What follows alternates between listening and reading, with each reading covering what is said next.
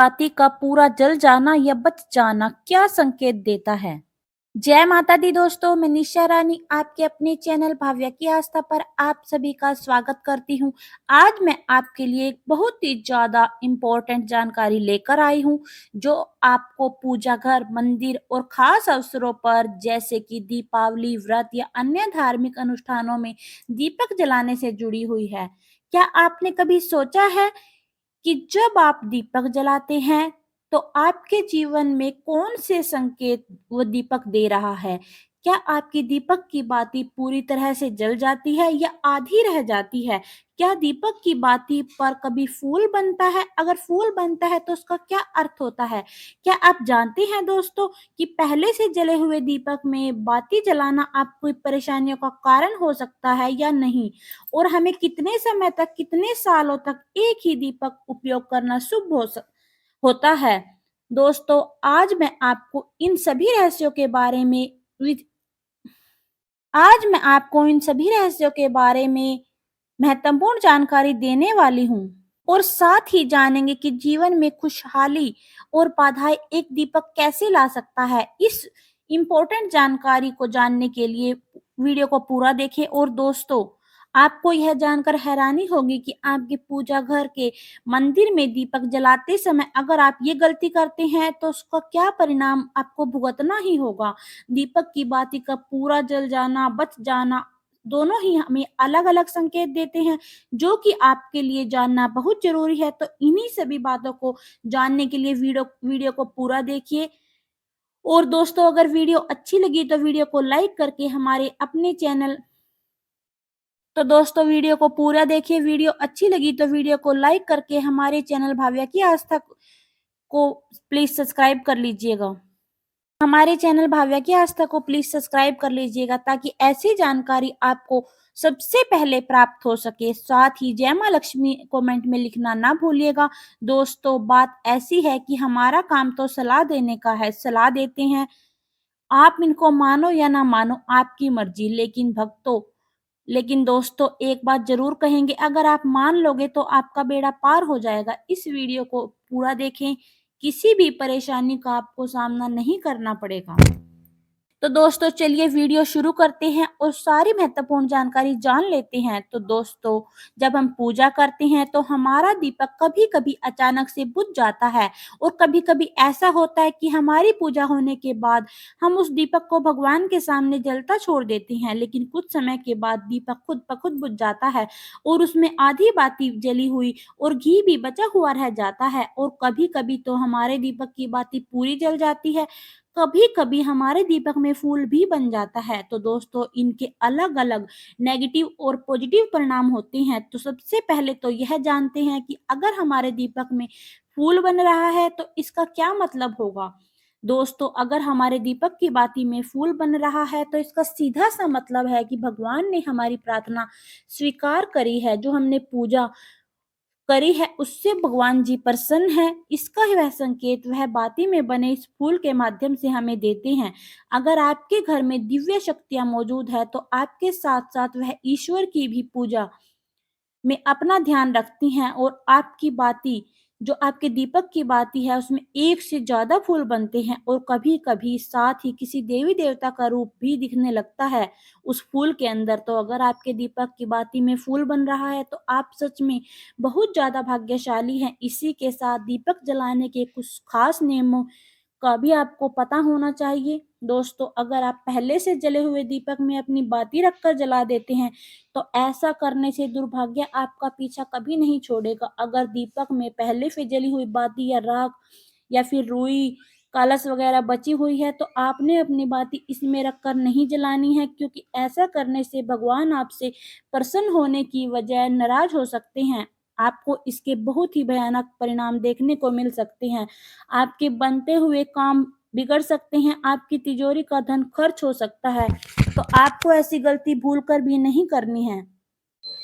तो दोस्तों, ध्यान रखिए कि जब भी आप दीपक जलाएं तो आप हमेशा ही साफ सुथरे दीपक का ही यूज करें। दोस्तों, इसी के साथ कुछ लोगों की आदत होती है कि वह हर थोड़े दिन बाद अपने दीपक को बदल देते हैं। इस पर गुरुजी ने भी कहा है कि आप जिस दीपक से पूजा करते हैं उसे कभी मत बदलिए, क्योंकि दीपक जितना पुराना होगा उतना ही भाग्यशाली होगा। आप उस दीपक में दीप जला-जला कर उसे सिद्ध कर सकते हैं। कोई दीपक रोज़ाना भगवान के सामने जब जलता रहेगा, तो वह दीपक समय के साथ सिद्ध हो जाता है। भगवान की सकारात्मक ऊर्जा उस दीपक में आ जाती है, और जब भी आप वह दीपक जलाते हैं तो आपका तन और मन दोनों ही पवित्र हो जाते हैं।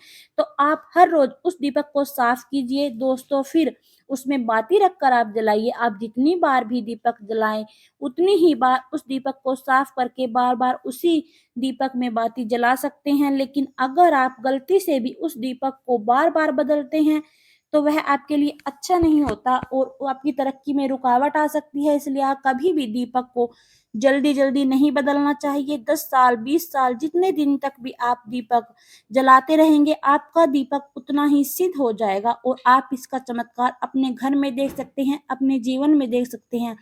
आपके घर में कोई भी रोगी बीमार हो या किसी को बुखार नहीं जा रहा, तो आप इस दीपक को थोड़ी देर के लिए किसी पानी के बर्तन में डालिए और आप उस बीमार व्यक्ति को यह पानी पिला देंगे, तो 10 या 15 मिनट के अंदर उसका बुखार उतर जाएगा। वहीं अगर आपके घर में किसी को नज़र लगी है या फिर आपके बिज़नेस में किसी को नज़र लगी है,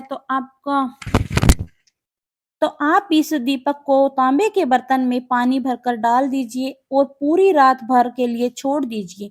अगले दिन इस पानी का छिड़काव आप अपने घर में, अपनी दुकान में, अपने ऑफिस में कर सकते हैं। ऐसा करने से आपको साफ-साफ परिणाम दिखाई देंगे, क्योंकि जब हम लगातार एक ही वस्तु का प्रयोग अपनी पूजा में करते हैं, तो वह वस्तु सिद्ध हो जाती है और भगवान की ऊर्जा उसमें होती है, वह उस वस्तु में समा जाती है। तो कभी भी अपने मंदिर के दीपक को बदलने की गलती ना करें।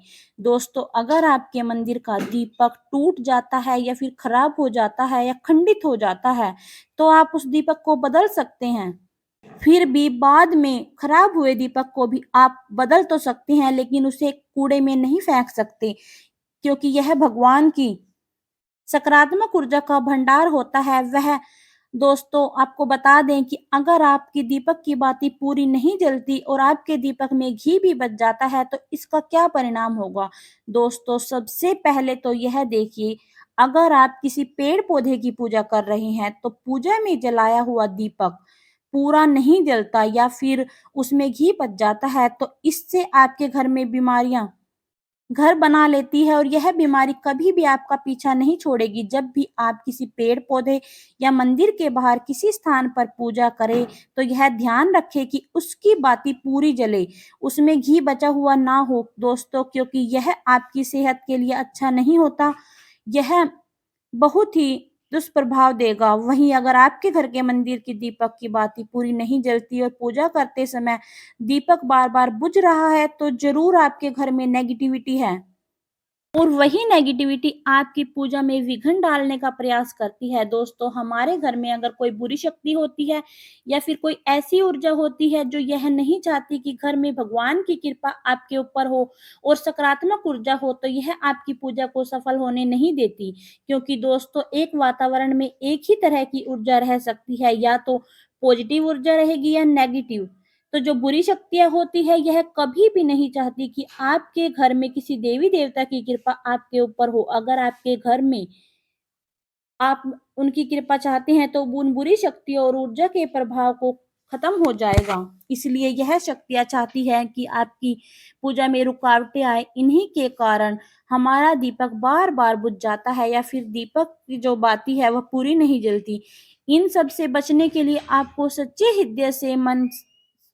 सच्चे मन से भगवान का स्मरण करना चाहिए और भगवान से समय याचना करनी चाहिए दोस्तों। साथ ही जब भी आप दीपक जलाएं, तो भगवान से प्रार्थना करें कि आपके आसपास जितनी भी पॉजिटिव ऊर्जा है वो आपके साथ रहे और जो नेगेटिव ऊर्जा है वह आपसे दूर रहे। भगवान की कृपा आप पर हमेशा बनी रहे।